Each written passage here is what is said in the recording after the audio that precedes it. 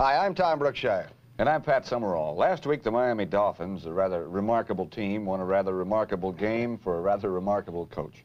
And Don Shula became the first ever to win 100 games in his first 10 years of coaching, and that is quite a record, Tom. Boy, that is. Also quite a record, Pat, is the fact that Shula's Dolphins have scored the second most points in the NFL and lead the entire NFL with the fewest points allowed. Besides that, they have a very good chance to become the first team ever to win every game played through an entire season. That's unbelievable. Perhaps even more remarkable is the fact that Miami can clinch a division title by winning this week, and there would still be about a month to go in the season. It's been a long time since any team has wrapped up a title this early. That's right. Despite all this, there are still 5 other races that, well, are all hot. In fact, more than half the teams in the league are still within reach of those playoffs. And we'll be checking into all those races, as well as giving you our selection of the best of the week at the end of the show. And don't forget our fearless picks. I'm over 500 now, and, well, I'll say no more. Have you ever wondered how many times you've heard the words fantastic and great used on Sundays to describe plays that are mediocre at best? Well, it's my belief that those words should be saved for performances like that of the Miami Dolphins in their game last week against the New England Patriots, because it was fantastic. What can you say about 4 pretty girls who enjoy watching a slaughter? What can you say about a young quarterback who has lost his offensive line and knows not where to find them?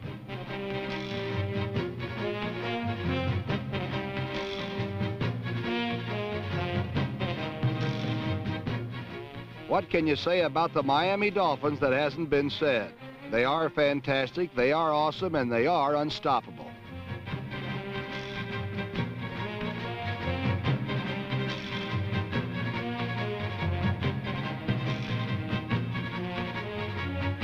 And that's a pretty fair description of their star runner, number 22, Mercury Morris, who started the rout of the Patriots with a triumvirate of easy touchdowns.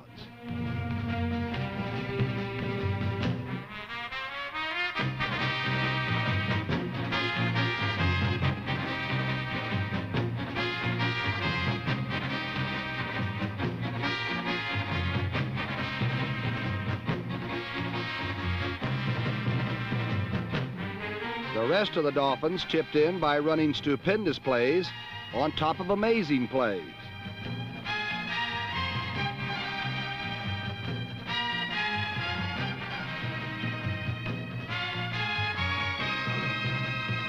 Earl Morrill and number 86 Marlon Briscoe chipped in with the Dolphins' 38th point.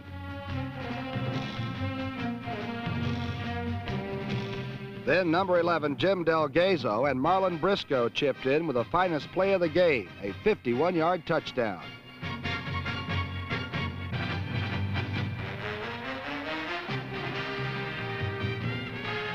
Delgazo then zipped one to Jim Mandich to round out the biggest margin of victory in the NFL so far this year.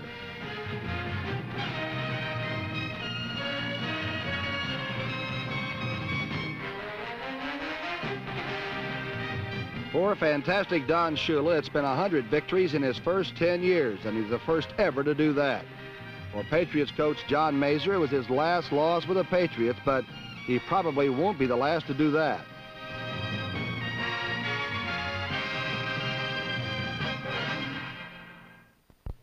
While the Dolphins had a picnic with the Patriots, the Jets feasted on the Buffalo Bills. In New York, all the press talked about was Joe Namath's individual brilliance against Buffalo.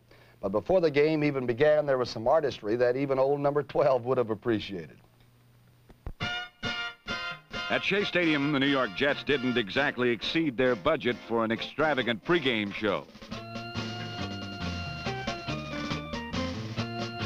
But while the pageantry was a one-man show, the game was a showcase for a 40-man effort by the Jets. First came John Riggins, who sprinted to what he saw as a certain score.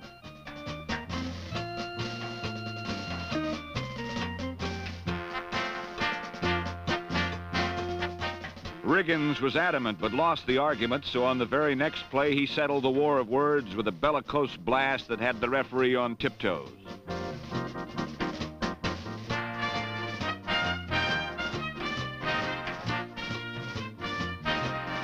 Then Joe Namath let loose a screamer that Tony Green tipped like a volleyball into the hands of Jerome Barkham. Namath built a 24-3 halftime lead with this floater to Emerson Boozer, who was unattended in the end zone.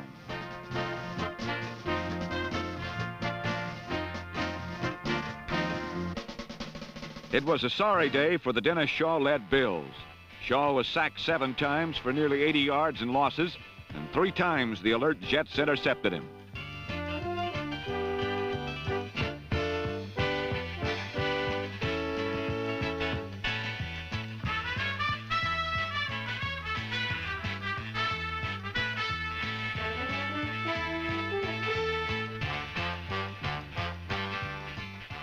Just about everything Namath tried seemed to work. Once he tossed one up for grabs, and Rich Castor stole a touchdown from number 47, Leon Guerin.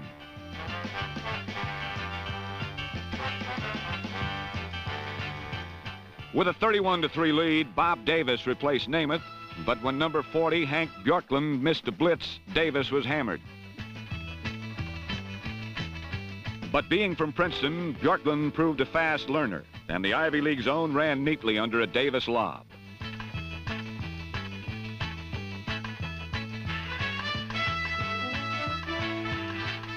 From the 9, Davis arched a pass toward the flag that nestled nicely into the arms of Jerome Barkham. Barkham's touchdown buried the Bills 41-3 as New York kept alive their hopes of becoming the wild card team in the AFC playoffs.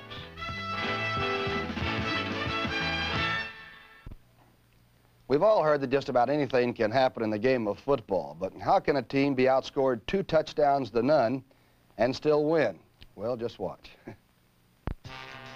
Last Sunday in the Houston Astrodome, the Oilers and Philadelphia Eagles kicked off a game many referred to as the Johnny Rodgers Bowl, because the loser could end up with the worst record in the NFL and the inside track to the number 1 selection in February's college draft. The Eagles have now gone 14 consecutive quarters without a touchdown. And last Sunday, this 78-yard kickoff return by number 26, Al Nelson, was as close to the end zone as they got all afternoon.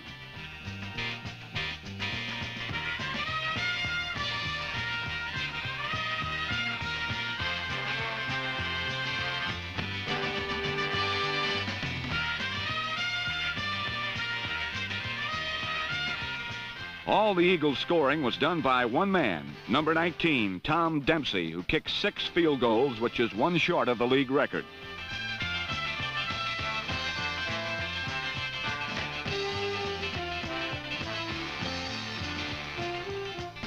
Meanwhile, Houston's offense lay dormant until well into the second half, when 2 recently acquired running backs from Cincinnati exploded. Fred Willis broke free for a 43-yard gain, which was followed by quarterback Dan Pastorini's rollout touchdown.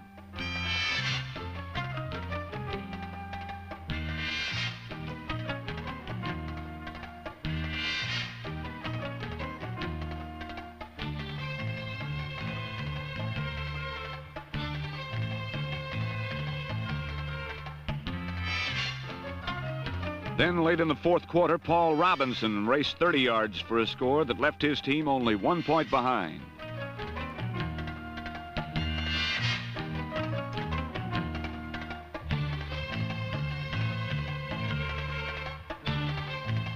Houston had one chance to win and called on Bill Butler, the man who last year had beaten Tom Dempsey out of his job with the New Orleans Saints. With 16 seconds left and from the 43, Butler attempted to erase with one kick what his former rival had accomplished with 6.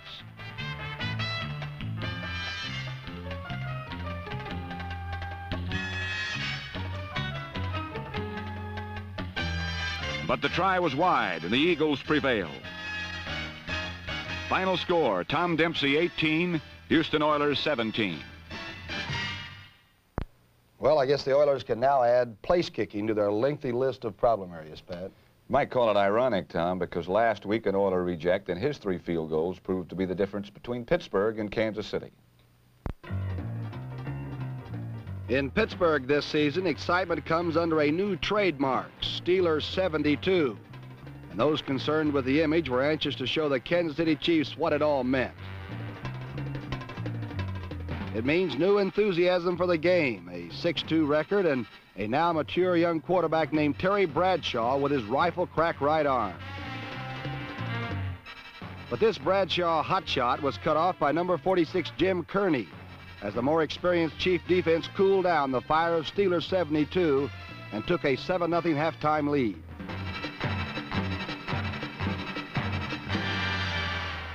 In the past, this was a cue for the patented Pittsburgh fold-up. But this year, the young Bucks in gold and black have felt the spirit of Steelers 72, and they do believe.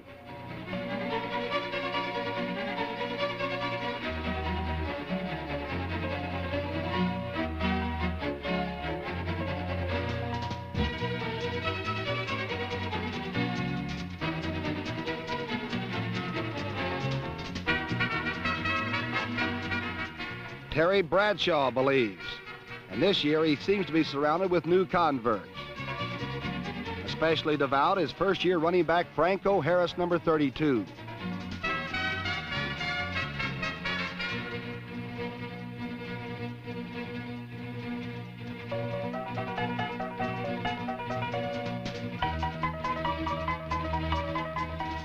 But the Steelers' second-half revival was not confined to the attack.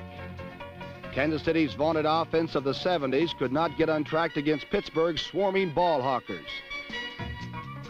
Hawking a ball requires emotion. Whomever wants it the worst usually gets it. A swarm of black shirts wanted this one very badly. Linebacker Jack Ham recovered 2 Chief fumbles and provided field position for the folk hero of Steelers 72. Jarrella's Gorillas include all Pittsburgh fans who can relate to a thin little man who does nothing more than swing his right leg to earn a living.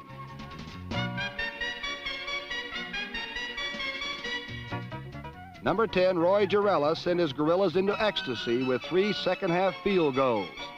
The last a career best from 49 yards out. Jarrella is living the dream of a forsaken field goal kicker. 2 years ago, the Houston Oilers cut him outright. Today, he's the leading scorer on a championship contender.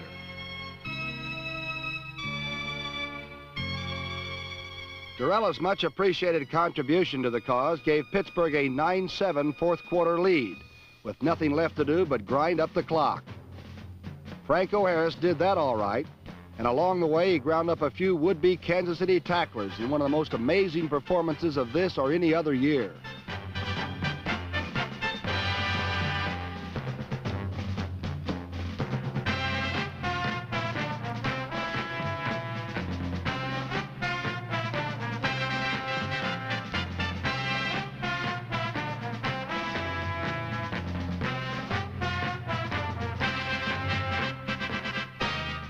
Harris's powerful strides took him 134 yards. The 4th time in 5 games he's gone over the 100-yard mark.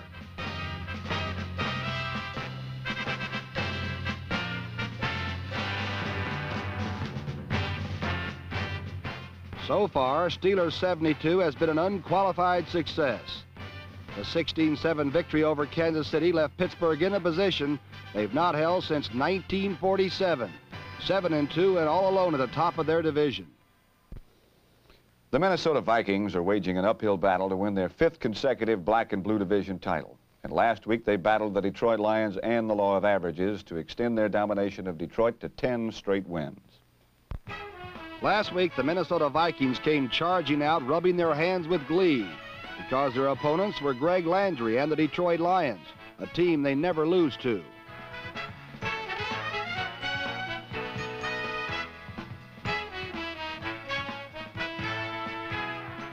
From the beginning, number 88 Alan Page harassed Landry, and the Minnesota defense held the Lions to 1 first down in the first half. Meanwhile, Minnesota's Oscar Reed, number 32, gobbled up great chunks of purple yardage, and the Vikings dominated.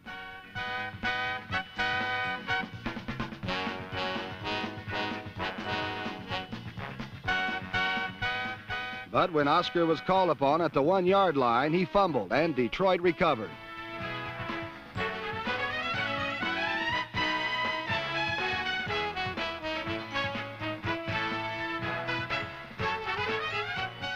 Early in the 3rd period, Oscar made up for his mistake by slashing 20 yards to put the Vikings ahead 10-0.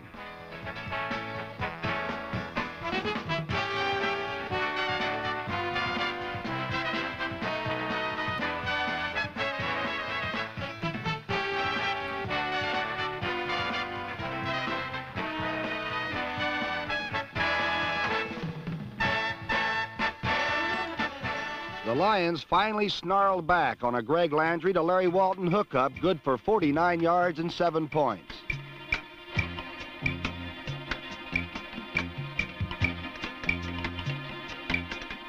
And then, showing a flair for the unexpected, Greg Landry faked a field goal and scampered for a crucial first down.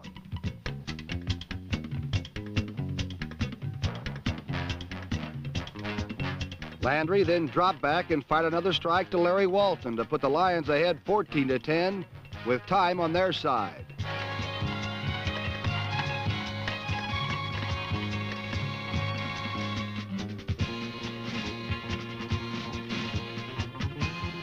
But alas, the Lions' victory was never to be. Their own mistakes set up 2 Minnesota field goals, and they trailed 16-14.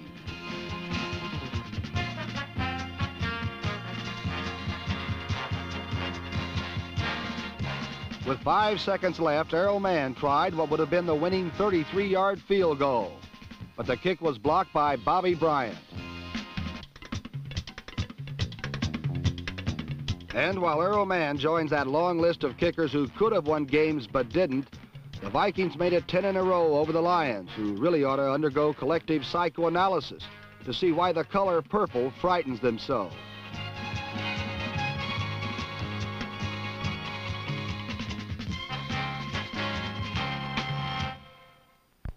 Also in the Central Division last week, the Chicago Bears and their country cousins, the Green Bay Packers, renewed pro football's oldest family feud. A feud it was. The 108th meeting between those two teams that began in 1921. And after all that time, they still don't like each other very much. Linebackers Dave Robinson and Ray Nitschke are all that is left of the old Packer dynasty, but the Pack is back and following the footsteps of number 42, John the Crazed Camel Brockington. The new Packers renewed the oldest rivalry in pro football with the hated Chicago Bears. A bad snap from center cost the Bears dearly early in the game. The 18-yard loss forced Chicago to give up the ball at their own 24. John Brockington rammed up the middle for 12 and around right end for 12 more, and the Packers led 7-0.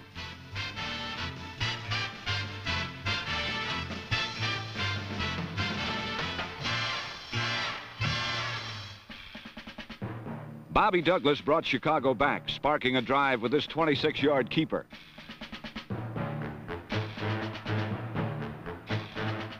On the 8th play of the 79-yard drive, Cyril Pinder slammed 4 yards over right tackle to make it 7-7.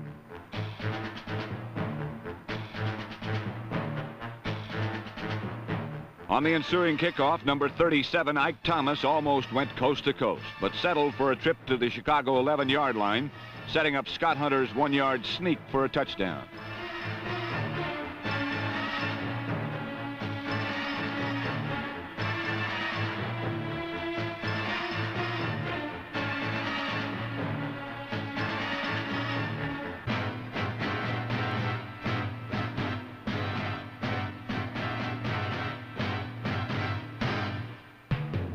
But that was the highlight of the game for number 16, Hunter. His 2 fumbles, 2 interceptions, and no pass completions stunted the Green Bay attack. Number 32, Charlie Ford, began the second half with this interception. And on Green Bay's next series, ex-Packer Bob Jeter picked off Hunter again, this time setting up a 38-yard Mac Percival field goal.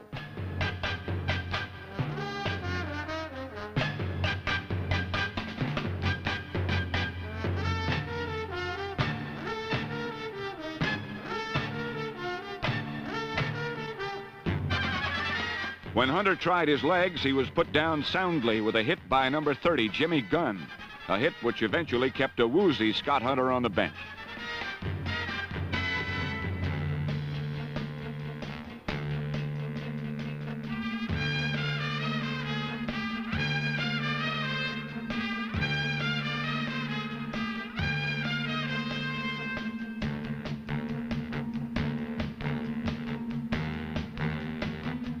Number 17, rookie Jerry Taggy, replaced Hunter, but the Bears had shut down the Packer offense.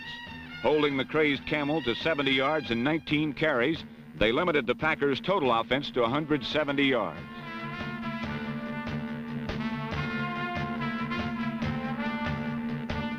At length, MacArthur Lane powered around left end for 35 yards, setting up the first of 2 Chester Marcole field goals in the second half.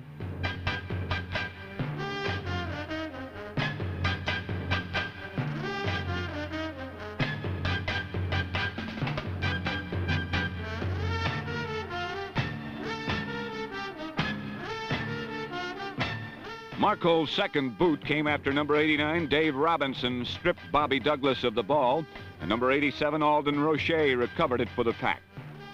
Although the Packers' offense managed only 2 field goals in the second half, only 4 pass completions and 8 first downs in the game, they held on to beat the Bears 23-17.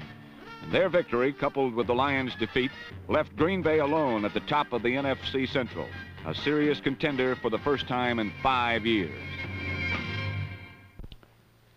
Last week I said something about how secure the Los Angeles Rams looked with a 1.5 game lead over the rest of the NFC West. Pat, that was before the surprising Denver Broncos made their first trip to the Los Angeles Coliseum. As college coaches, John Ralston and Tommy Prothro had met before in the Coliseum. And this time, as usual, Ralston was out for an upset. Floyd Little did his part with 79 yards, 24 of them on the longest play of the game. Then quarterback Charlie Johnson passed to Jerry Simmons in the end zone, and Denver held a surprising 7-0 lead at the half. But the Rams' ferocious foursome made sure that Johnson threw no more touchdown passes.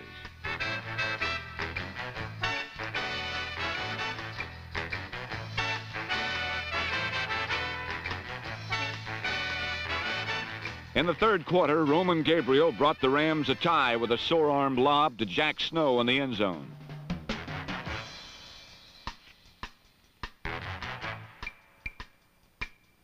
The Rams defense set up a go-ahead field goal when Charlie Johnson was intercepted by burly middle linebacker Marlon McKeever, number 86.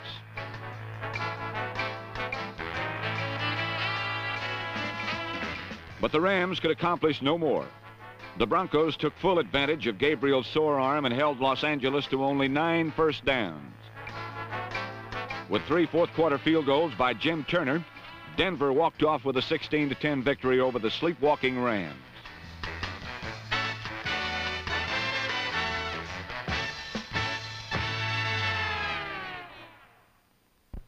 Denver over Los Angeles. Those teams in the NFC West must be staying up all night, Pat, thinking up new ways to stay out of first place. I believe you're right, Tom, but last week the 49ers couldn't outthink Baltimore because the Colts have been studying defeat all season long. The San Francisco faithful have been somewhat fickle this year, simply because the 49ers have not been the kind of team one could have much faith in. Their season has been a schizophrenic 3-4-1. So no one knew what to expect against the stumbling Baltimore Colts. Steve Spurrier to Ken Willard kept the Colts stumbling as the 49ers heaped more woes on the already dismal year of Baltimore's descent.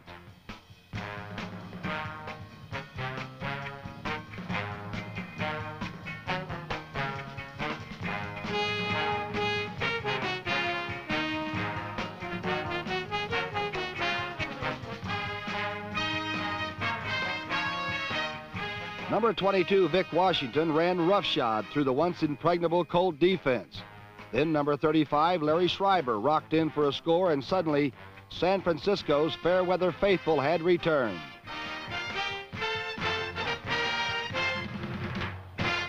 But Baltimore stayed in the game with one bizarre play. Bruce Gossett's kickoff made it only as far as the Colt blocking wedge, where one blocker happened to be running back Norm Bulash, number 36. Bulash was caught from behind, but got off a nifty bounce pass to Nelson Muncy, number 31. The famous Bulash to Muncy combination was not in the Colt game plan, but it was much more reliable than the regular Colt attack, which continues to grope for identity. Number 14, young Marty Domrese, is trying to replace a legend. Place kicker Jim O'Brien, number 80, is trying to be a wide receiver. And ex-assistant John Sandusky is now head man and just trying to bear the grief of it all. What John Sandusky has just seen is a 4th and goal from the San Francisco 1.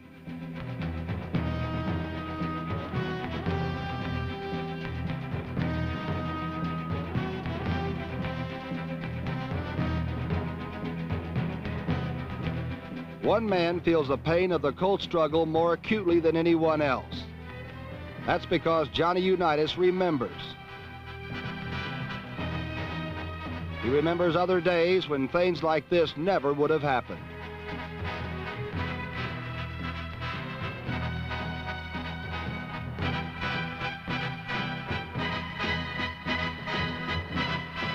John Unitas came in for one play, fumbled, and did not play again.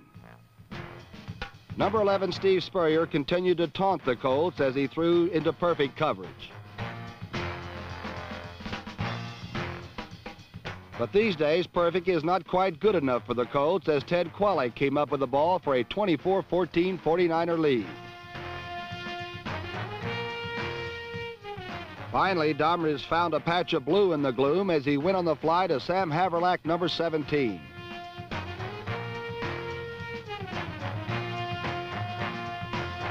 The Domrez-Haverlack connection put Baltimore back in the game, trailing by only 24-21 with 4.5 minutes left. And when Domrez got the ball again, he went right back to the wide-open well. This time, however, Haverlack was judged out of bounds, and Baltimore had discovered yet another way to lose. 3 more passes failed before time ran out, and the stunned Colts found themselves 1-7.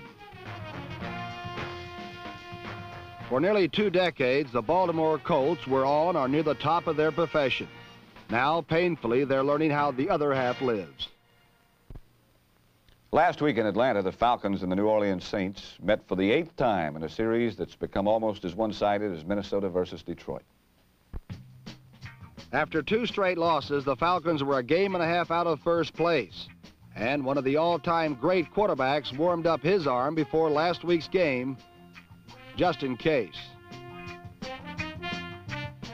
Coach Norm Van Brocklin saw early that his arm would not be needed, because in the game's first play from scrimmage, Bob Gresham fumbled and number 71 John Zook recovered for Atlanta. Although Zook fumbled too, the Falcons retained possession and subsequently exchanged their gift for 7 big points. Later in the first period, New Orleans' second-year quarterback Archie Manning, the NFL leader in passing yardage, pump faked, reloaded, and let fly for his favorite target, Dan Abramowitz, the man who's caught more passes during the past 5 seasons than anyone else in pro football.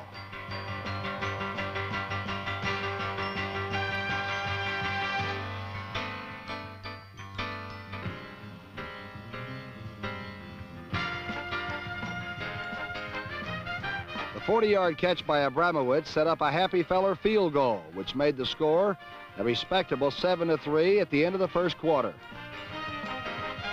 But Atlanta quarterback Bob Berry did not have much success in the early going. Berry found it safer to stay on the ground with his runners, Art Malone and Dave Hampton, number 43.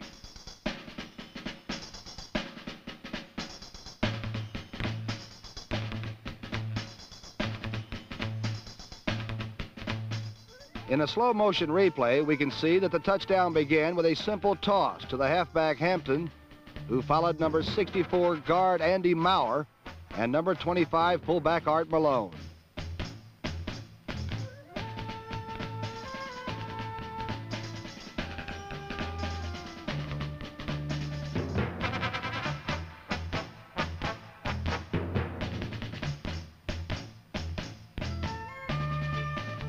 With a 14-3 lead, Bob Berry opened up his passing game to Ken Burrow, number 82.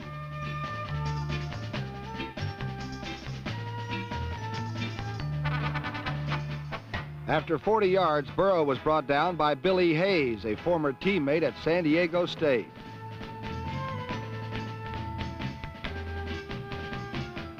Bob Berry himself scored the next touchdown, and the Falcons led at the half by 26-3. After halftime, the Falcons' first-team offense stayed in for only one more drive. In their abbreviated game, Berry hit 10 of 13 passes, and Art Malone and Dave Hampton each accounted for 100 yards of offense, running and receiving.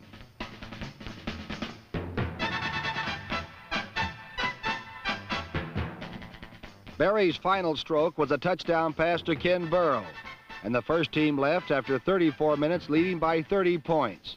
The Falcons went on to defeat the Saints for the 7th straight time, 36-20. Norm Van Brocklin can breathe a little easier this week, now that he's once again only a half a game out of first place. But Monday night brings the Washington Redskins, and that's a sobering thought for any coach.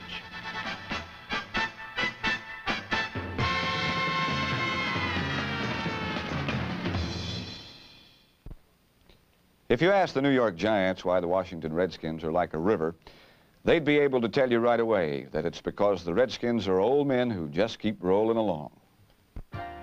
If anyone in D.C. Stadium last week was worried about the Giants stealing one from the Redskins, they shouldn't have been, because the Redskins have a dog-tough defense and an offense that can beat off anybody.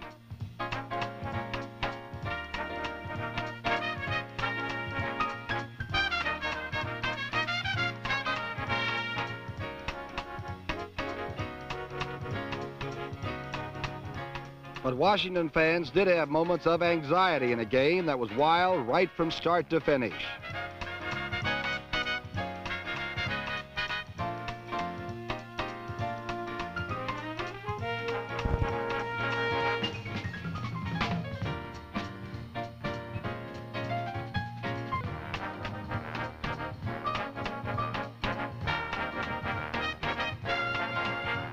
Many plays for both teams ended up being something other than what they started out to be.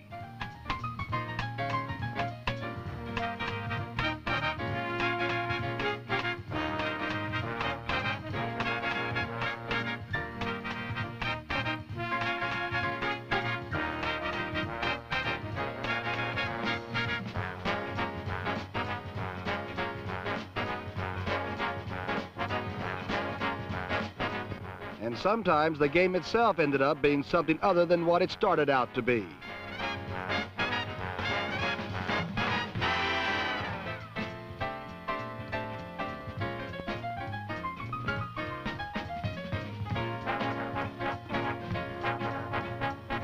But in the end, certain points remained constant.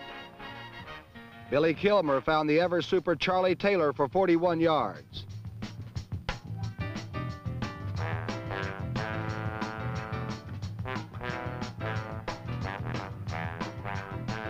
Taylor's catch led to a Kilmer to Jerry Smith hookup that gave Washington 6 and only 6 as the extra point was blocked.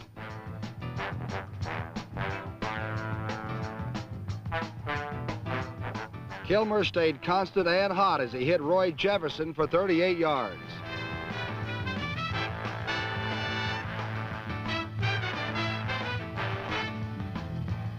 Meanwhile, for 58 minutes, Larry Brown was an average running back. But in the waning moments of the game, he exploded, and the Giants' Pete Athis got caught in the blast.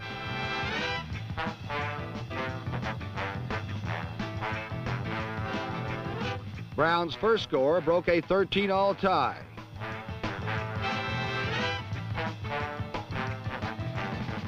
And 2 plays later, his second score gave him 106 yards for the day and gave those rolling Redskins a 27-13 victory.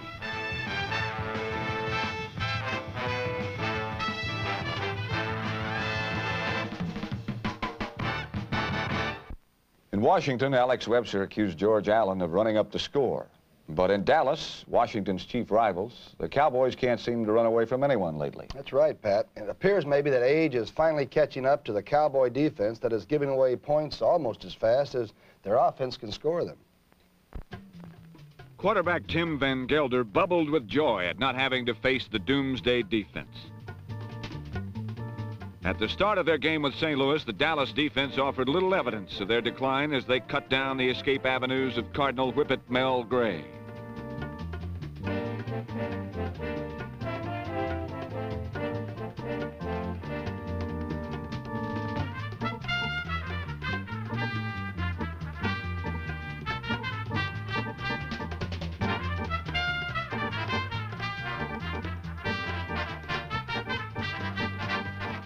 One member of Doomsday who hasn't slowed down is a cat-quick 33-year-old named Bob Lilly.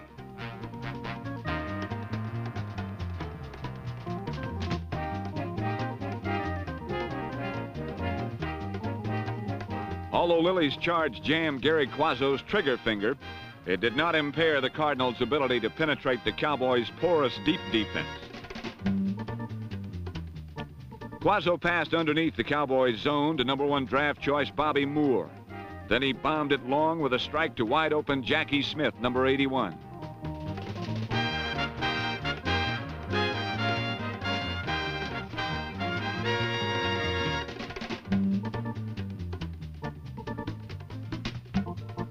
Later, Quazzo deceived Doomsday with a fake reverse to Smith, and the misdirection froze Dallas long enough to open an alley for Johnny Rowland, number 23.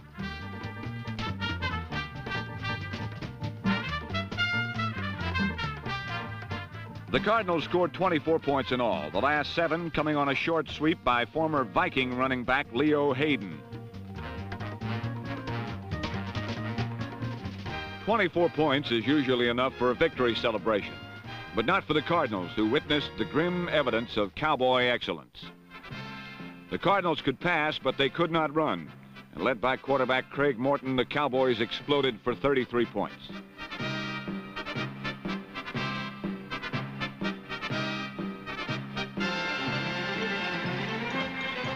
Ron Sellers' touchdown revealed Dallas' quick striking capability. But the heart of their attack is running, and Walt Garrison, number 32, is their leader.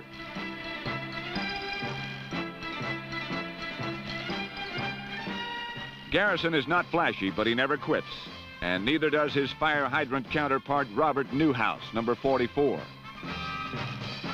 The stumpy Newhouse runs like a revolving door, always spinning, never offering the defense a solid shot.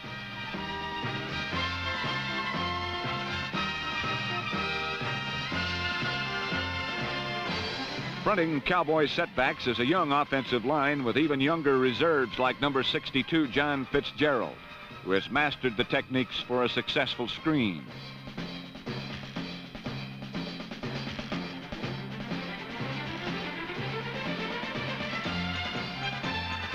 Behind the immaculate protection of All-Pro guard John Nyland, number 76, Calvin Hill swept to an easy score.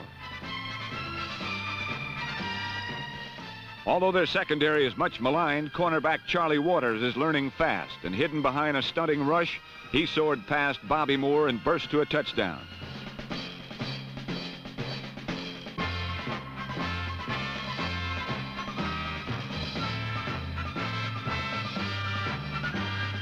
Although Dallas' 33-24 victory was not glorious, it was impressive enough to stir the jawbones of Larry Wilson, the last remnant from greater Cardinal teams.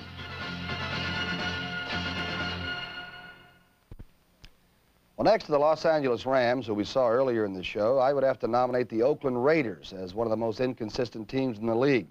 However, last week, the Cincinnati Bengals found that the Raiders, despite their ups and downs, rarely lose 2 in a row. For the Cincinnati Bengals, last week's game with Oakland was a crucial encounter, and a win was needed for them to stay in the thick of the hairy AFC Central race.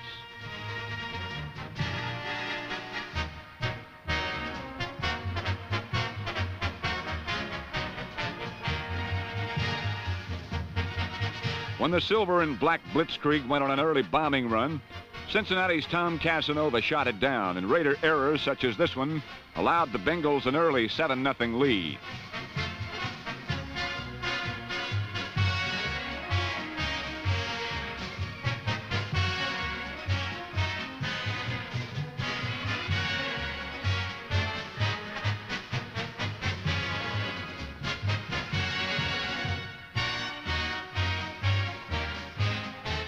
George Blanda kept the Raiders competitive with 2 field goals while the Oakland team adjusted its game from an air attack to an armored invasion.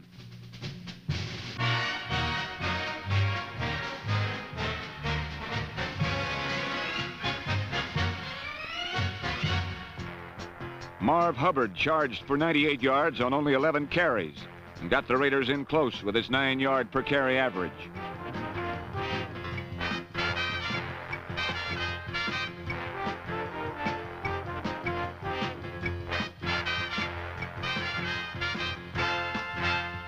Then he exploded for a block that led number 28, Clarence Davis, in for a score.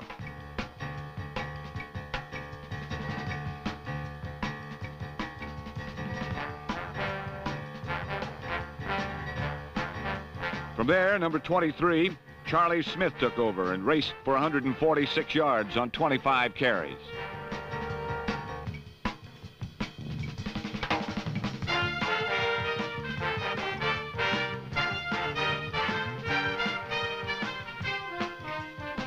Smith, behind number 64, George Beeler, slammed in to make it 20-7, Raiders.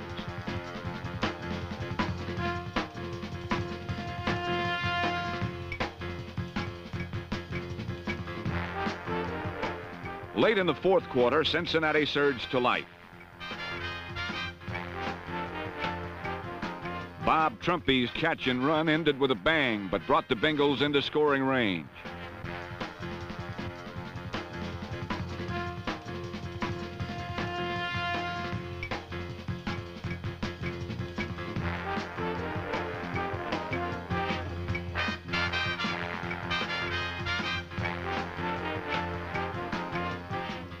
Ken Anderson to Chip Myers' pass was good to the Bengals, but the clock wasn't. It ran out on the game and perhaps on their title hopes as they lost 20-14.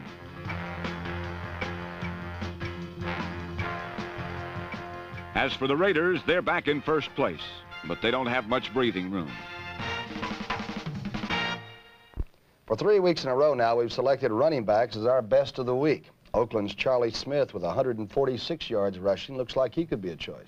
And how about Pittsburgh's Franco Harris with his 134 yards against that huge Kansas City defense? He looks like a good choice, too, for best of the week. And maybe, Tom, even for Rookie of the Year. Well, that's for sure, Pat. There's one other player who I think has to take top honors for the week, and it would be, believe it or not, Pat, a place kicker. And with 6 field goals and 7 tries, including one of 52 yards and scoring all the points in his team's win last week, our choice for best of the week is Tom Dempsey of the Philadelphia Eagles. And you know him pretty well, don't you, Tom? I do, Pat, and of course he has the all-time record, the 63-yarder against Detroit, I believe. He is also a pretty good athlete in addition to being a fine kicker. Yeah, he likes to tackle on the special teams, and he's a gourmet, Pat. He can cook and eat just about all the food in this country. In addition to being a fine kicker, he's also exemplified courage, I think, in many, many ways. He sure has. He's a great person. Tom Dempsey is our best of the week. How about our picks for this week? Your record stands now at 14-12. Mine is 9-17. But you're not mathematically out of this race yet. Just about. Well, this week, New York at Miami. What do you think? Well, I'm going to go with the Dolphins to keep it rolling along. All right, that gives me a chance to pick an upset in the Jets. How about Pittsburgh at Cleveland? I'm going to go with Nick Scorch's Cleveland Browns. I believe they might be a better team, and they do come on late. Pittsburgh looks awfully tough, and they're playing good defense, too. I'll go with the Steelers. Minnesota's at Los Angeles. Boy, I saw the Vikings last week, but I think the Rams might be able to score a few points on them. Well, I like Minnesota. Atlanta at Washington. I'll go with the Redskins. So I'll go with the Dutchman and the Falcons. At any rate, we'll be back next week to show you what happens. I'm Pat Summerall. I'm Tom Brookshire, and we'll see you next week.